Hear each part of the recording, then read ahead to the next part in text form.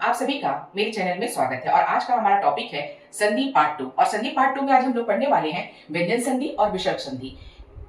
इससे पहले वाले पार्ट में हम लोग स्वर के पांचों प्रकार को कवर कर चुके हैं। तो आज हम लोग सबसे पहले देखते हैं कि व्यंजन संधि किसे कहते हैं। तो व्यंजन संधि वो संधि होता है जब स्वर व्यंजन के बाद स्वर या व्यंजन आए और उसके चलते उसके वर्ण में परिवर्तन हो या कोई विकार उत्पन्न हो तो उसे हम लोग व्यंजन संधि कहते हैं। जैसे जगत प्लस ईस जगदीश, वाक प्लस ईश वागीश। तो इन्हीं शब्द को आज इन्हीं व्यंजन संधि के नियम किसे कहते हैं, उदाहरण, सब चीज को आज के क्लास में हम लोग क्लियर करेंगे। तो व्यंजन संधि वो संधि है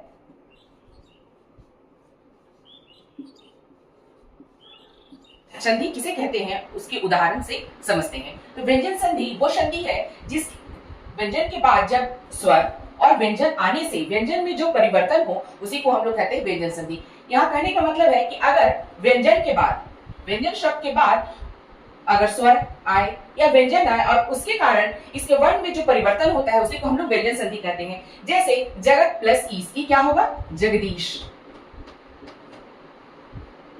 दूसरा है वाक प्लस ईश, वागीश। अब हमारे मन में यहाँ एक क्वेश्चन आएगा कि यहाँ त है लेकिन ये त कहाँ विलुप्त हो गया, यहाँ क है, यहाँ इसके बनने में ये क कहाँ गायब हो गया। तो व्यंजन के 7 रूल हैं और 7 रूल पढ़ने के बाद ही हमें पता चलेगा कि जगत और इस के किस प्रकार किस नियम के तहत ये जगदीश हो गया, वाक प्लस ईस किस नियम के तहत वागीश हो गया। तो अब हम लोग बारी बारी से व्यंजन वर्ण के 7 नियमों को देखते हैं और समझते हैं कि किस प्रकार शब्दों में परिवर्तन करते हैं। पहला नियम,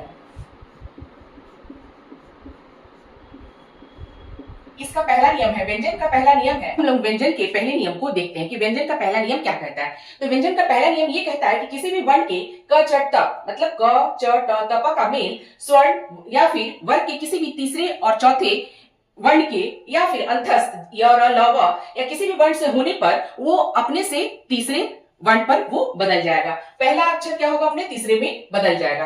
कचटता क्या होगा, या फिर अंतस्थ अपने तीसरे वाले अक्षर में बदल जाएगा। इसको हम लोग एक एग्जांपल के माध्यम से देखते हैं। जैसे क ग में बदल जाएगा, च ज में बदल जाएगा, ट ड में बदल जाएगा, त द में और प ब में। तो इसको अब हम लोग इस एग्जांपल से देखते हैं कि बदलने के बाद ये कौन से रूप, इनका कौन सा रूप होता है। जैसे दिग प्लस गज, यहाँ क है और यहाँ ग है। तो हम इन लोग को इसको कैसे बनाएंगे, तो इसको बनाएंगे हम लोग दिग्गज।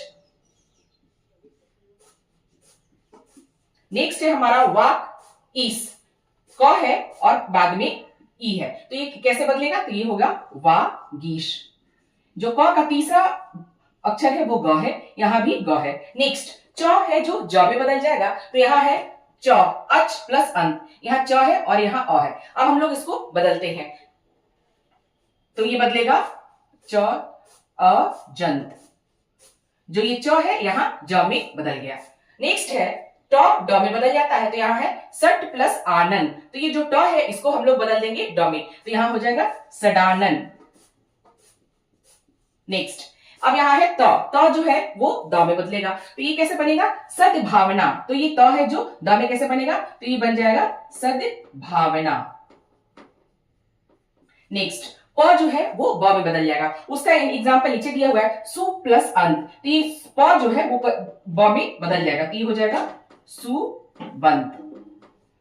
तो व्यंजन संधि के पहले नियम के अनुसार ये है कि जब वर्ण कचटता का मेल स्वर या वर्ग के तीसरे या चौथे या फिर अंतस्थ किसी भी वर्ण से होने पर वो किसी भी वर्ण से वो उसका मेल हो तो क्या होगा, वहां वो फॉर्मूला पुट किया जाएगा कि पहला अक्षर तीसरे में बदल जाएगा, पहला अक्षर जो है वो तीसरे में बदल जाएगा।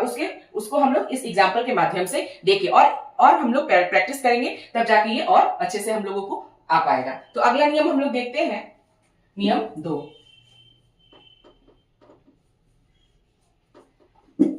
तो व्यंजन संधि का नियम 2 देखते हैं। व्यंजन संधि का नियम 2 देखते हैं कि नियम 2 क्या कहता है। तो व्यंजन संधि में नियम 2 ये कह रहा है कि कचटतव के बाद अगर न और म आए तो वो अपने वर्ण का पांचवा हो जाता है। अगर कचटतव में कोई भी क से, च से, ट से, त से या प से कोई भी शब्द शुरू हो रहा है और उसके लास्ट में अगर न या म आए तो वो अपने वर्ण का पांचवा हो जाएगा। उसको हम लोग इस एग्जांपल से देखते हैं। जैसे यहाँ हम लोग देख रहे हैं कि कचटतव में त, ये ये तो आया और तो के बाद क्या आ रहा है, न आ रहा है। यहां देख रहे हैं तो आ रहा है, तो के बाद न आ रहा है, यहाँ भी तो आ रहा है, तो के बाद म आ रहा है। तो रूल कह रहा है कि कचटतप के बाद अगर न और म आए तो वो अपने वर्ण का पांचवा हो जाएगा। तो इस सब में हम लोग देख रहे हैं ये न न और म आ रहा है। इसको हम लोग कैसे बनाएंगे, इसको हम लोग बनाएंगे ये तो है, लास्ट में क्या आ रहा है, तो, और इधर से आ रहा है न, इसमें भी आ रहा है तो और न, और इसमें आ रहा है तो और म। तब इसका बनाने का रूल क्या है कि तो है जो किसमें, उसका पांचवा क्या हो जाएगा, अब इसमें हम लोग बदलते हैं। तो ये हो जाएगा जगत प्लस नाथ, ये हो जाएगा तो है जो नौ में बदल जाएगा, ये हो जाएगा जगन्नाथ। गौ जो तो है वो नौ में बदल गया। दूसरा है उदनयन, यहां भी क्या हो जाएगा, उन्नयन। नेक्स्ट सदमार्ग, तो ये तो है जो नौ में बन जाएगा, तो यहां बन जाएगा सन्मार्ग। तो नियम 2 ये कह रहा है कि कचटतप के बाद अगर न या म आए तो वो कचटतप अपना पांचवा रूप ले लेगा। तो हम लोग इस माध्यम से देखें कि नियम 2 क्या कह रहा है। अब हम लोग इसके नियम 3 को देखते हैं कि नियम 3 के अंतर्गत हमें क्या पढ़ना है। इसके अनुसार हम लोग देखेंगे कि इसमें कौन सा नियम लागू होता है। तो व्यंजन संधि के नियम 3 में यदि तो के बाद अगर च और छ आए तो वो च में बदल जाएगा। तो के बाद अगर ज और झ आए तो वो ज में बदल जाएगा। तो के बाद अगर ट और ठ आए तो वो ट में बदल जाएगा।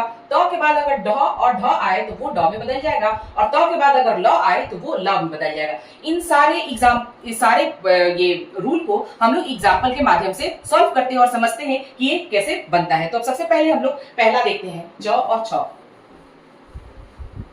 नियम के तहत इस एग्जाम्पल को देखते हैं। हम लोगों ने देखा था नियम 3 में कि तो के बाद अगर च और छ आता है तो च होगा, तो के बाद अगर ज और झ आता है तो ज होगा, तो के बाद अगर ल आएगा तो ल होगा, और तो के बाद अगर ड और ढ आएगा तो ढ होगा। अब हम लोग इस एग्जाम्पल पर इसको सेट करते हैं। यहाँ देखते हैं कि तो के बाद च आया है, तो इसको हम लोग कैसे बनाएंगे। तो त है और च है, तो इसमें क्या बनेगा, इसको हम लोग यहाँ बनाते हैं। तो त है और च है तो यहाँ ये च बन जाएगा, उच्चारण।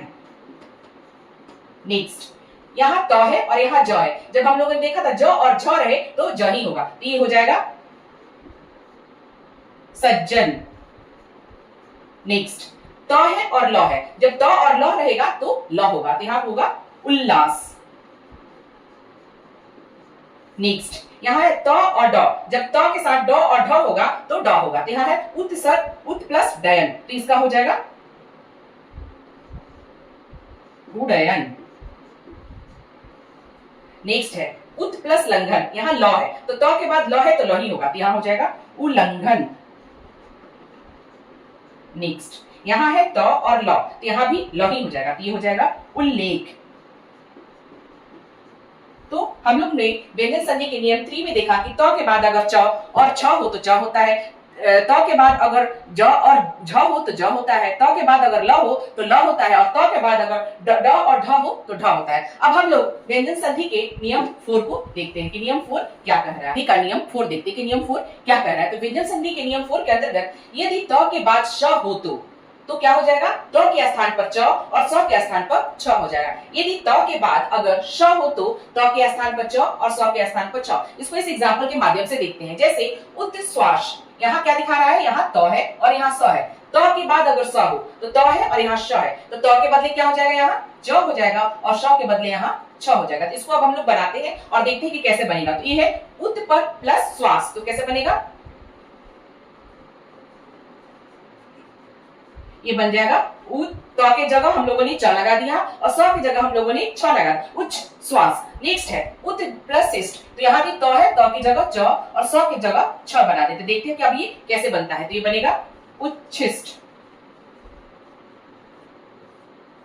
तो व्यंजन संधि का नियम 4 ये कह रहा है कि तो के बाद अगर स हो तो की जगह च और स की जगह छ लगा दिया जाता है। अब हम लोग इसके नियम 5 देखते हैं कि नियम 5 के अंतर्गत क्या कह रहा है।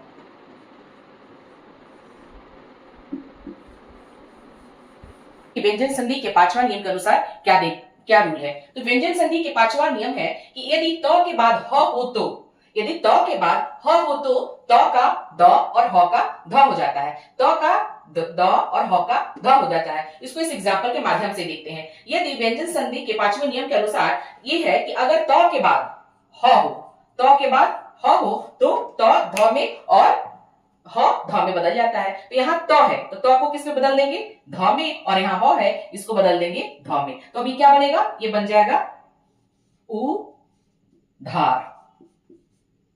यहाँ त को हम लोग द बदल दिए और ह को यहाँ ध में बदल दिए। नेक्स्ट है, यहाँ भी त है और यहाँ ह है, यहाँ भी हम लोग इसको त में बदल रहे हैं और इसको ध में बदल रहे हैं। तो ये भी बन जाएगा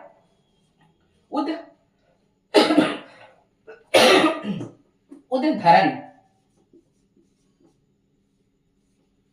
तो व्यंजन संधि के नियम 5 के अनुसार त की जगह द और ह की जगह ध है। अब व्यंजन संधि का छठा नियम देखेंगे, छठा नियम के अनुसार हमें क्या पढ़ना है। संधि के छठे नियम पर ध्यान देते हैं। तो व्यंजन संधि का छठा नियम है कि यदि म के बाद कोई स्पर्श व्यंजन आए, स्पर्श व्यंजन क से म तक होता है, इसको हम लोग वर्णमाला में पढ़े हैं। तो जब म के बाद कोई स्पर्श व्यंजन आए तो म उसी वर्ग का पांचवा अनुस्वार के रूप में हो जाता है। अगर क के बाद, जैसे क के बाद म में कोई भी आए तो वो उसी रूप का पांचवा का अनुस्वार रूप ले लेता है। जैसे म के बाद अगर ट आया तो ये ट जो है ये अपना इसका पांचवा रूप ये ले लेगा, या फिर म के बाद अगर त आया तो ये अपना पांचवा रूप न लेगा, लेकिन ये अनुस्वार के रूप में प्रयोग होगा। तो हम लोग इसको इस एग्जाम्पल के माध्यम से देखते हैं। जैसे सम प्लस दे, तो यहाँ म है, म के बाद यहाँ द आया, ये स्पर्श व्यंजन का है, क से म तक स्पर्श व्यंजन है और द जो है स्पर्श व्यंजन के अंतर्गत ही आता है। तो म के बाद द आया, तब ये कैसे बनेगा, जो त थ द ध न ये अपना पांचवा रूप ले लिया, तो ये बन जाएगा सन दे, और इसको हम लोग अनुस्वार रूप में लगाए। दूसरा है सम प्लस तोस, तो यहाँ भी म है और यहाँ त है स्पर्श व्यंजन, तो ये भी अपने पांचवे रूप में हो जाएगा, तो ये हो जाएगा संतोष, त का पांचवा रूप न होगा, तो हो गया संतोष। अब यहाँ है सम प्लस च, तो यहाँ च का पांचवा रूप हो जाएगा और यहाँ हो जाएगा संचय। तो रूल 6 के अनुसार अगर म के बाद स्पर्श व्यंजन आए तो वो म उस स्पर्श व्यंजन का पांचवा रूप अनुस्वार के रूप में ग्रहण करता है। अब इसका रूल हम लोग 7 पढ़ेंगे। नियम 7 में हम लोग देखते हैं कि यदि अ आ को छोड़कर किसी भी अनुस्वर के साथ श आए, दंत स अ आ को छोड़कर किसी स्वर या व्यंजन के साथ आए तो ये इस स में बदल जाता है, मुधन स में बदल जाता है, दंत स मुधन स में बदल जाता है, षटकोण वाले स में बदल जाता है। अ आ को छोड़कर किसी भी स्वर के साथ अगर स आए तो वो ये स्वर इस स्वर के में बदल जाता है। जैसे देखते हैं विषाद, यहाँ है ये वाला स और यहाँ है विषाद, ये कैसे बनेगा, तो ये बनेगा विषाद। दूसरा है निशंग, यहाँ भी ये श है तो ये बनेगा निशंग। तीसरा है विषम, तो ये बनेगा विषम। जहां जहां ये वाला स है दंत स वो षटकोण वाले श में बदल जाएगा। यहाँ है अभिषेक, तो यहाँ भी ये है तो ये बन जाएगा अभिषेक। तो नियम 7 कहता है कि यदि अ आ को छोड़कर किसी भी स्वर के साथ अगर श आता है तो वो श किसमें पद परिवर्तित हो जाएगा, ये षटकोण वाले श में परिवर्तित हो जाएगा। तो इन्हीं शब्दों के साथ आज हमारा व्यंजन संधि समाप्त होता है।